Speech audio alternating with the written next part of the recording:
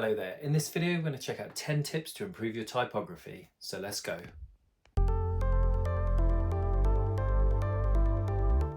Hello there. In this video, we're going to check out some content from thefutur.com, and it's to do with typography rules.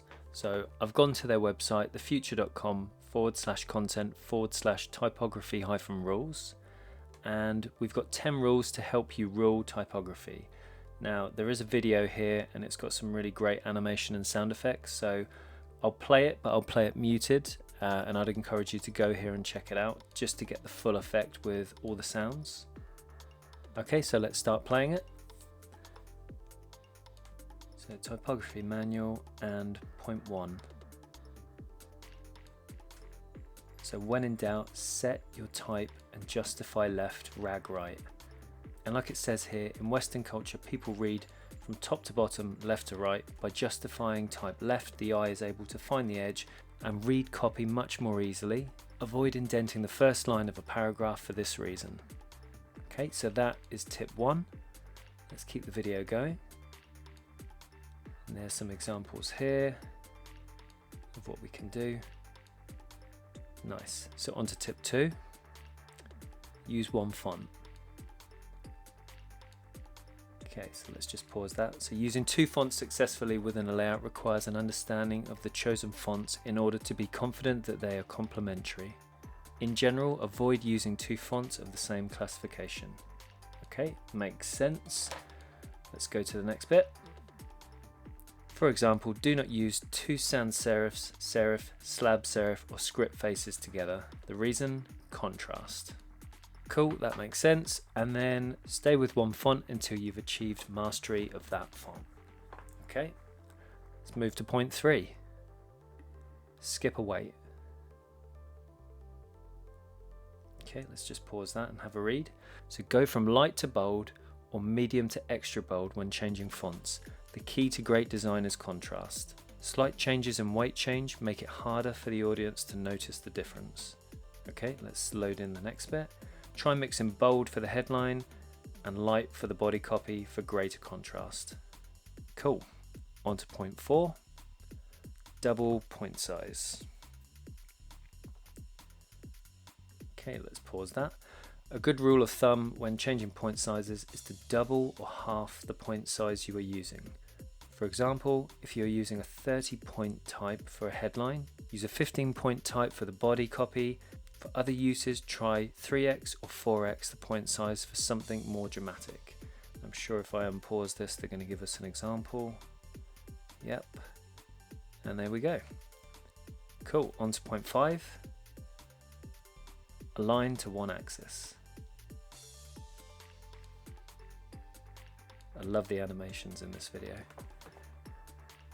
Okay, so build your type along one primary axis and align elements to this grid line. For a vertical axis, align to the left edge of your type. This will work regardless of font type or size. Okay, let that do the example. For horizontal axis, align on the strongest horizontal element. Sometimes this is the cap height, while others it's the baseline. Okay, on to point 6. Pick any font.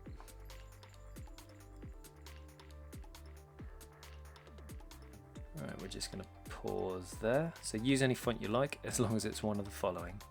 So I guess that's their opinion on what they think are great fonts. So that's good. Let's dive through into point 7. Group by using rules.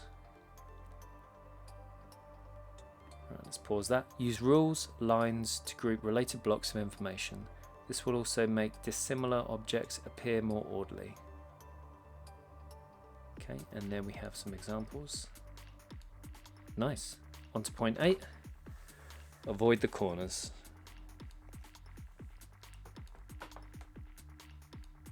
Don't place elements along the edge or corners of a page unless deliberately to cut elements off. Negative space is a good thing, so let your design breathe. Okay, let's unpause that and see if they do an example.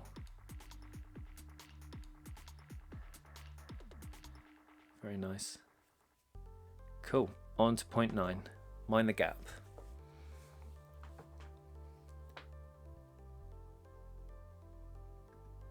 Typography is all about spacing. Never use forced justified type because of the inherent rivers that will run through your copy. So let's unpause that. Avoid a single word on the last line of the paragraph, otherwise known as a widow. Okay, so move that up. Don't allow a new page or column to begin with the final word or line from the previous paragraph, thus separating it from the rest of its paragraph.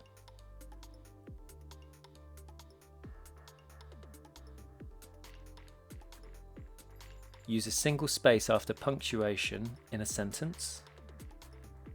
Okay. Pay attention to the shape that the rag creates to avoid undesired shapes or angles. Yep. Spacing matters.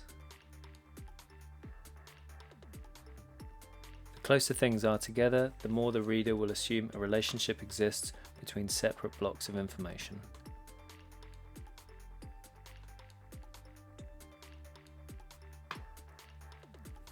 Okay, on to point 10. Relax, it's just type. Be bold or italic, never regular. Love it. Okay, and that's from the Typography manual by the Futur, and credit to all the people here that are being mentioned on screen. This is great.